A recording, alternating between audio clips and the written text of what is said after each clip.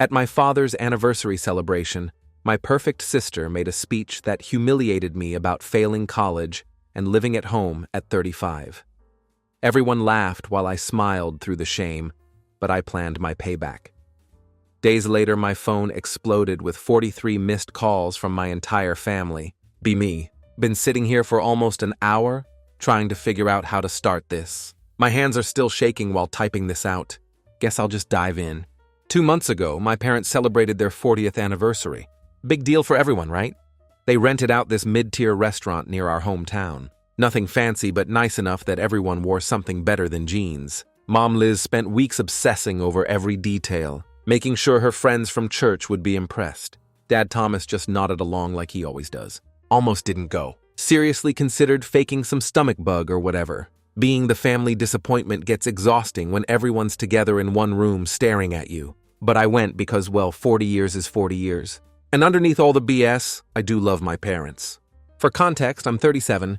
Yes, I live in my parents' basement. Yes, I dropped out of vet school 7 years ago, after having what my therapist diplomatically calls a significant mental health episode. Translation: complete breakdown during finals. Been working at a local hardware store while trying to figure my life out. Not exactly the American dream, but I'm not on drugs or in prison, so there's that. My brother David, on the other hand, golden child. Literally can't fail. Investment broker with his own firm, huge house in the nice part of town. Perfect wife Christine, who has like 50,000 followers on Instagram, posting about their authentic family journey. And 2 kids who are obviously being prepped for Yale from the womb. The party started out fine. Everyone was mingling, eating those tiny appetizers that never fill you up. I stuck to the corner nursing a beer, making small talk with my cousin who's the only person who treats me like a normal human. Mom kept giving me these looks across the room. Half, I'm glad you're here, and half, please don't embarrass us. I'm used to those looks. After dinner, Dad got up to give his speech about their marriage. Standard stuff about love and partnership, blah blah. Mom cried right on cue. People clapped, all according to script. Then David stood up and grabbed the microphone. "I'd like to say something too," he said, flashing that perfect smile that probably costs more than my monthly rent. Everyone turned to look at him, because of course they did. He started talking about family and how our parents had taught us values and whatever. I zoned out until he suddenly looked directly at me. "Let's raise a toast to Mom and Dad for their patience with their second son. The one who dropped out of vet school and still lives in their basement at 37. The room exploded with laughter. Every single person laughing. Someone pointed at me. Then more people. Mom's face did that thing where she's trying to look disapproving, but is actually amused. Dad stared at his plate. My cousin mumbled, "That's messed up," but didn't say anything louder. Don't remember exactly what happened next. My face burned so hot I thought I might pass out under the table. My hands were shaking so bad I had to press them against my thighs. Someone patted my shoulder like it was a joke we were all in on. I forced the fakest smile of my life. While David finished his hilarious toast with something about family sticking together through thick and thin, the rest of the night is a blur of avoidance. Remember hiding in the bathroom scrolling through my phone for 20 minutes. Remember Mom's friend asking if I had any prospects with this pitying look. Remember wondering how much trouble I'd get in if I accidentally spilled my drink on David's ridiculously expensive shoes. Drove home alone. Everyone else stayed for the after party. As soon as I got to my car, I screamed. Like full-on primal scream that probably scared the hell out of the people in the parking lot. Then I cried like I haven't since the day I walked out of vet school. Ugly, snotty crying while punching my steering wheel. The thing is, this wasn't new. David's been doing this my entire life. When we were kids, he'd wait until friends were over to mention how I wet the bed until I was 9. In high school, he'd casually bring up my rejection letters when his friends were around. When I got into vet school, he started making jokes about how I'd kill my first patient. It never stopped. And my parents, they've always given me those sad smiles afterward. The "we love you anyway" looks that actually mean we're disappointed but trying not to show it. They never really stood up for me. Not once. Got home before everyone else. Just lay on my bed staring at the ceiling of my basement apartment. Let's be real, it's just a finished basement with a bathroom. Could hear them all come home later, laughing and talking. Mom came down to check on me, but I pretended to be asleep. That night, I decided something had to change. Not some vague, "I'll show them someday" fantasy. something real. The next morning was Sunday brunch, this mandatory family tradition my mom insists on. Usually I fake being sick, but that day I decided to go. Needed to see David's smug face in the daylight. Needed to remind myself why I was so angry. That's when I overheard something interesting. Was grabbing orange juice from the fridge when I heard David and his business partner Lucas on the back deck. They didn't know I was there. They were talking in low voices, but the window was open. "The Johnson account is getting complicated," Lucas was saying. "The old man's daughter is asking questions about the allocation. She doesn't understand the paperwork." David responded, "Just reschedule the meeting until after the Williams transfer clears. We'll have it covered by then. And if she brings her lawyer like she threatened?" Jesus, Lucas, do I have to think of everything? "Tell her I'm taking a personal day, family emergency or something. We just need 2 more weeks." Didn't sound right even with my limited knowledge. Moving clients' money around to cover other accounts sounded sketchy. AF. I quietly took my phone out and started recording. They talked for another 10 minutes about moving assets and temporary allocations, and a bunch of other stuff that sounded increasingly illegal. When I went back to the dining room, David gave me that same condescending smile from the party. "Look who decided to join the land of the living." Everyone chuckled. I just stared at him, seeing him differently now. After brunch, I did something I hadn't done in years. Went to the local coffee shop and opened my laptop. Started researching financial regulations and investment advisor requirements. 7 hours and 6 overpriced lattes later, I had confirmed what I suspected. David was doing some seriously questionable stuff with his clients' money. I also found Christine's Instagram. Between the perfect family photos and #blessed captions, there were hints of trouble. Passive-aggressive captions about partners being present. Comments from friends saying, "Stay strong." The kind of social media cries for help that people post when their life is falling apart, but they're trying to maintain the image. Over the next week, I dug deeper. Used my basement dweller status as cover. Nobody questions why the family disappointment spends all day online. Found David had been taking money from elderly clients, using it for his own investments, promising returns he couldn't deliver. Classic Ponzi-adjacent scheme. He was also apparently cheating on Christine with someone from his gym, according to some spicy DMs I found. When I borrowed his tablet while he was swimming in Mom and Dad's pool, I could have exposed him immediately. Posted everything online. Called his clients. Told Christine. But something inside me wanted more. Wanted him to feel what I felt at that party. Complete and total humiliation with nowhere to hide. So I started planning meticulously, using the analytical skills that once made me a promising vet student. Created a timeline, gathered evidence, identified vulnerabilities. For once, being invisible to my family worked in my favor. Nobody noticed me taking photos of documents David left lying around. Nobody questioned why I was suddenly interested in financial news. It's been 2 months now. 2 months of smiling through family dinners while David continues to make his little digs about my failed career. 2 months of planning the perfect moment. 2 months of waiting for the anniversary of my humiliation. Tomorrow is the big day. David's receiving some industry award at a fancy ceremony. Everyone will be there. His clients. His colleagues. Christine broadcasting it all over her social media. Mom and Dad are so proud. They've been telling everyone at church. Everything is ready. The evidence is organized. The emails are scheduled. The truth is packaged and ready to be delivered to exactly the right people at exactly the right time. Tonight, as I finalize the last details, I keep hearing his voice in my head. Let's toast to Mom and Dad for their patience with their second son. And for the first time in 2 months, that memory doesn't make my hands shake.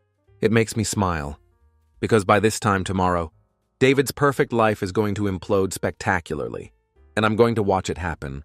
With a glass of the same champagne they were drinking. When they all laughed at me, I'll update tomorrow after it all goes down. Wish me luck. Update 1. First, holy shit, at all the comments and DMs. Didn't expect this to blow up like it did. For everyone asking if I'm really going through with it. This update should answer that question. The morning after I posted part 1, I woke up to my mom knocking on my basement door. She had made my favorite breakfast. Blueberry pancakes. Wanted to know if I was feeling okay because I seemed different lately. Translation, she was worried I was spiraling again. Like during the vet school disaster. Perfect timing, really. Did what I've gotten so good at. Played the part of slightly damaged but recovering son. Told her I was actually feeling better than I had in years, that I was applying for jobs and thinking about moving out soon. Her face lit up so fast it almost made me feel guilty about what I was planning. Almost here's the thing about being the family disappointment. People stop watching you closely. They check in occasionally to make sure you're not completely falling apart, but they don't pay attention to what you're actually doing. It's like being invisible in plain sight. For the past 2 months, I've been using that invisibility like a superpower. Week 1 after the anniversary disaster, I established my routine, mornings at the local library using their computers instead of my own.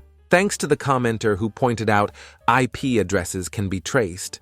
Smart thinking, afternoons at work at the hardware store, evenings job hunting, aka building my case against David in the basement. Nobody questioned it because it fit their image of me.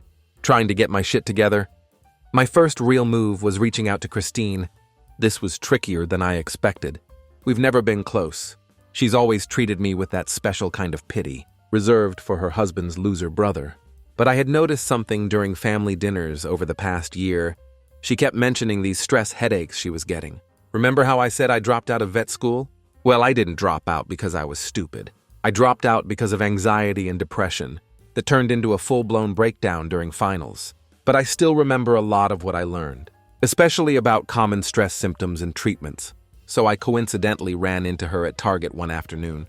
She was in the pharmacy section looking at different pain relievers. I casually mentioned something about ibuprofen causing rebound headaches with overuse and suggested a different combination that might help based on her symptoms. The medical jargon caught her off guard. People forget I was actually good at the doctor stuff before I cracked.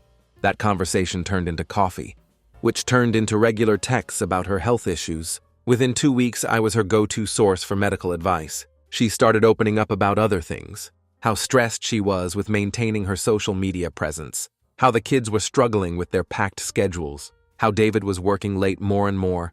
I played my part perfectly. Sympathetic ear. No judgment. Just a concerned brother-in-law who had the time to listen. Because, no real responsibilities in my basement life. Every conversation was a gold mine of information. I recorded nothing, but I remembered everything. Meanwhile, I was working on David's business angle. This was harder since I couldn't exactly walk into his office. But family gatherings became intelligence-gathering opportunities. I'd purposely bring up topics that might get David talking about work. Asked innocent questions about investment strategy.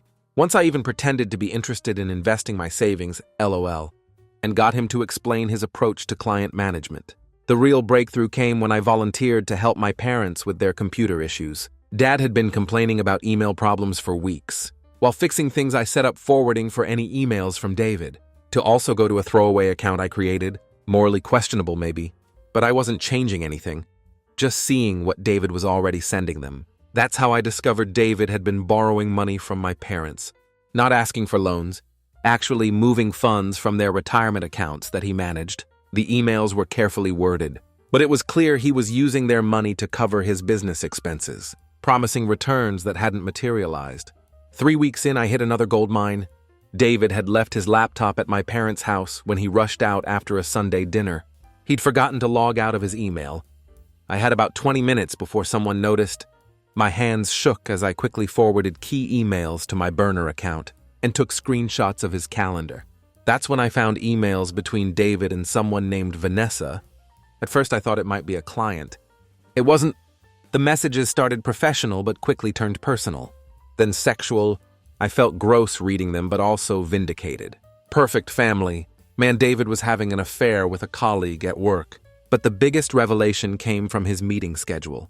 David had been meeting with the same 4 elderly clients repeatedly.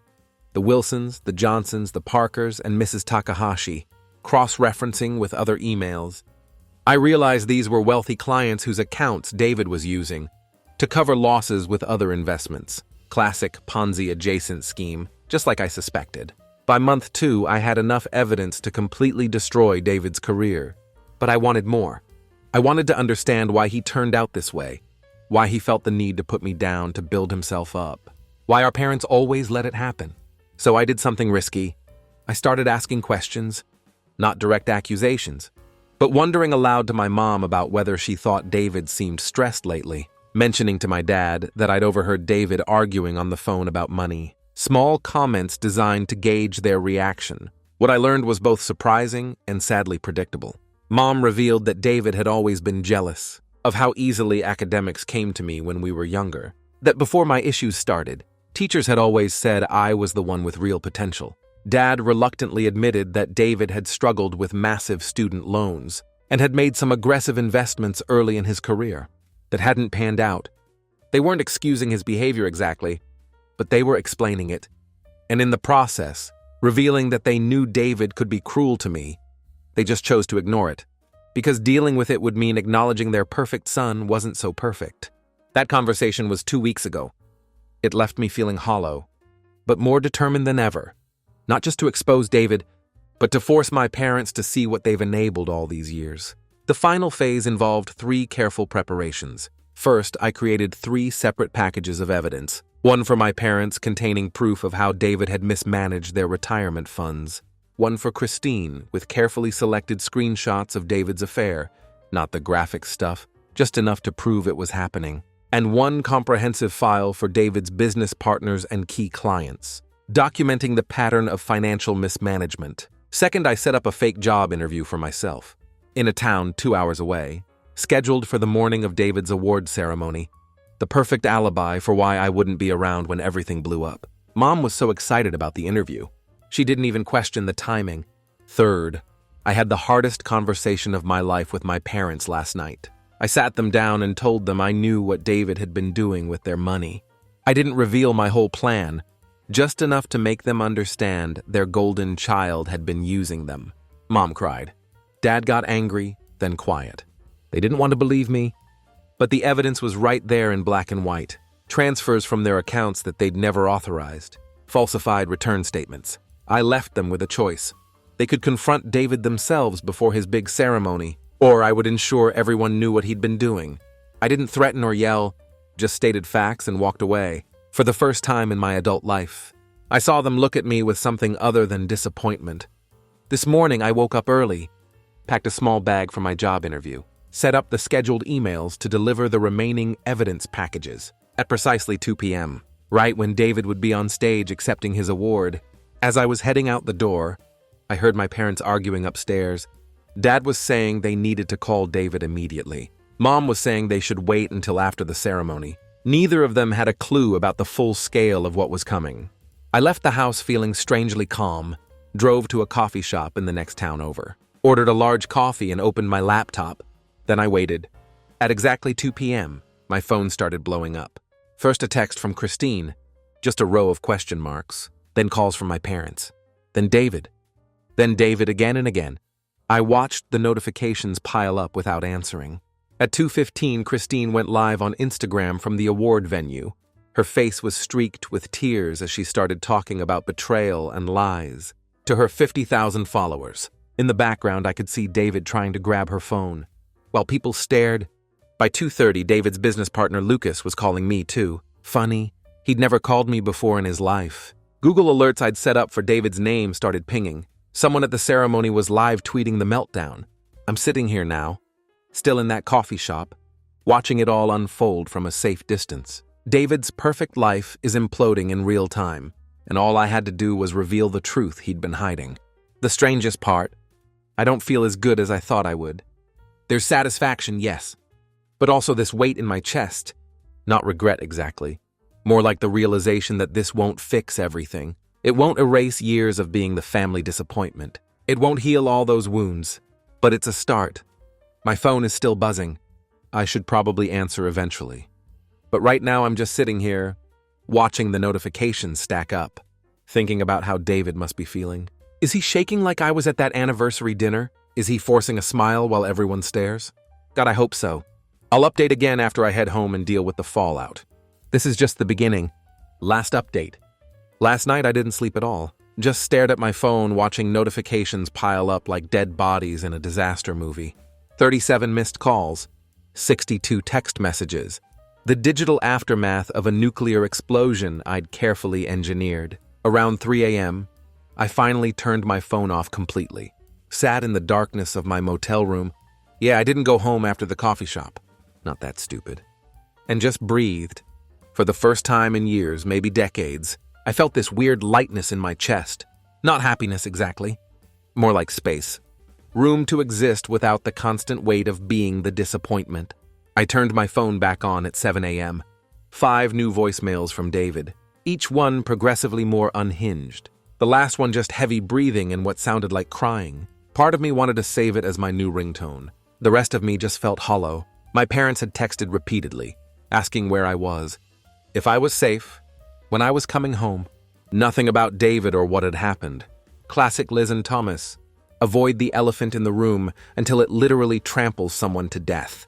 The most surprising message was from Christine. Just 3 words, we need to talk. No anger, no accusations. Just that simple request hanging in digital space. I checked some messages from people who'd been at the ceremony. Apparently David had lunged for Christine's phone during her Instagram live, knocking over a glass of water, with his business partner Lucas physically restraining him. While people stared in shock, the small circle of colleagues and clients who witnessed it were messaging each other frantically, trying to figure out what was happening.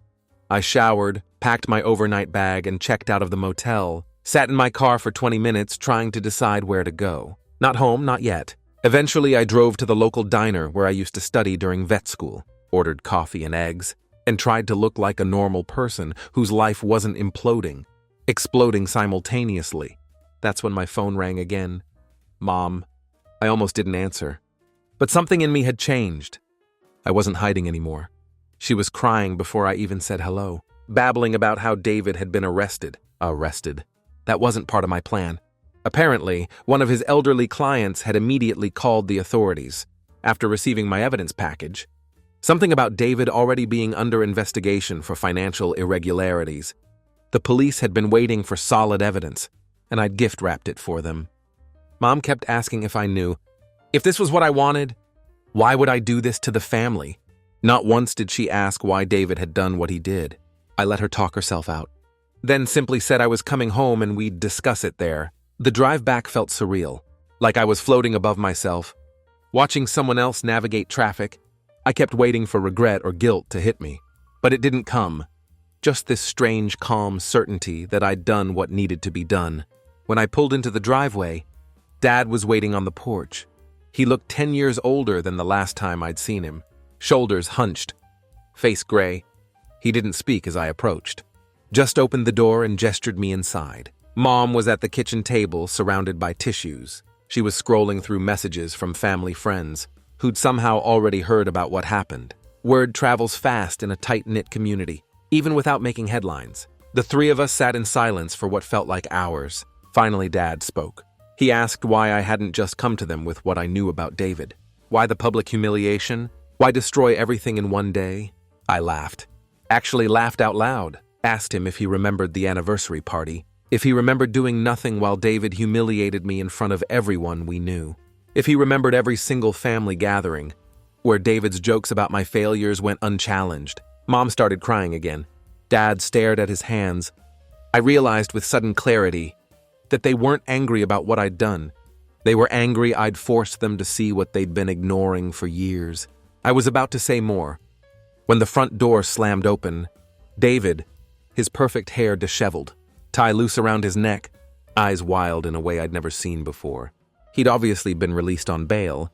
He saw me and lunged, literally lunged across the room like some animal. Dad barely caught him before he reached me, started screaming about how I'd ruined everything, how I'd always been jealous, how I'd never amount to anything. I just stood there, didn't flinch, didn't back away, looked him right in the eyes and said, "At least I never stole from elderly people or cheated on my wife." He broke, collapsed against Dad, sobbing about how it wasn't supposed to be like this, how he just needed a little more time to fix his investments, how Vanessa didn't mean anything, how he'd felt trapped by the perfect life everyone expected.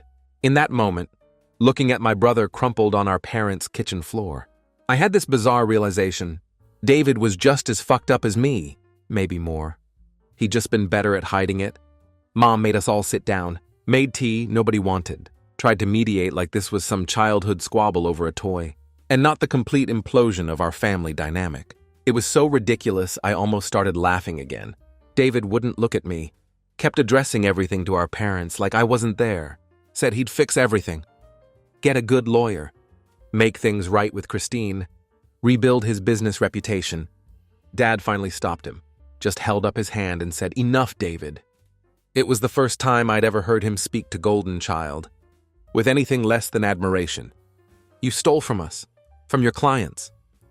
You lied to everyone." The silence after that was deafening.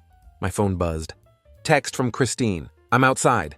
I excused myself and went to the front porch. She was sitting in her ridiculous luxury SUV, sunglasses covering what I assumed were puffy eyes. I got in. We sat in silence for a minute, before she handed me her phone.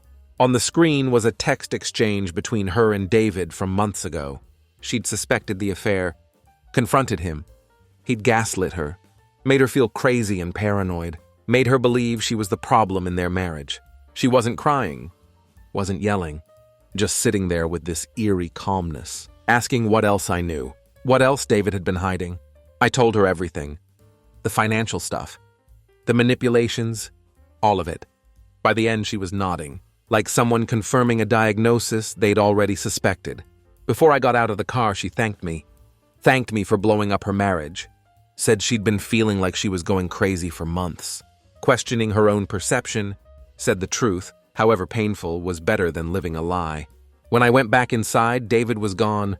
Mom said he'd left to talk to his lawyer. Dad was making calls to their bank, trying to assess the damage to their retirement accounts.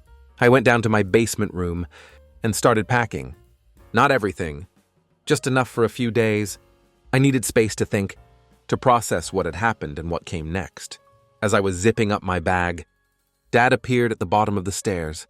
He looked lost standing there, in the doorway to the room I'd occupied as an adult for far too long.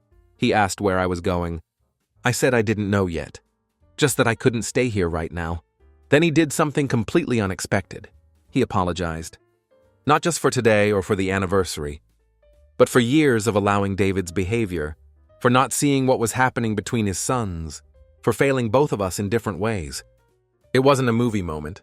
He didn't cry or hug me or suddenly transform into Father of the Year, just a tired old man finally acknowledging a truth he'd been avoiding for decades.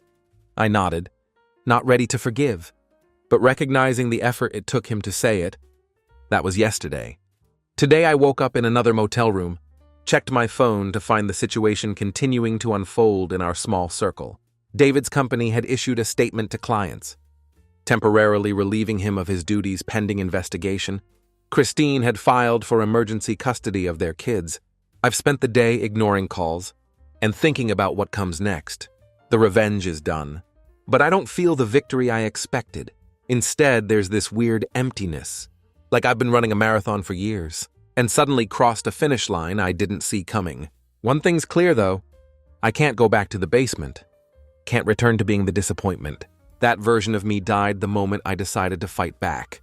I just got off the phone with my cousin, the only family member who's ever treated me normally. He's offered his spare room while I figure things out. Said he was proud of me for standing up for myself, even if the method was nuclear-level petty. Made me laugh for the first time in days. David texted once today, "I hope you're happy now." I didn't respond. There's nothing left to say between us. Mom keeps sending links to family therapy options. Dad hasn't reached out at all. The family group chat that used to buzz with David's achievements and my conspicuous absence is completely silent. I don't know what happens now.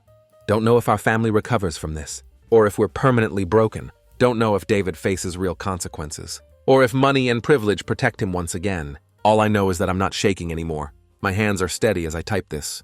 The basement dweller. The vet school dropout. The family disappointment. He's gone. I'm someone else now. Someone who fought back. Maybe that's enough for now.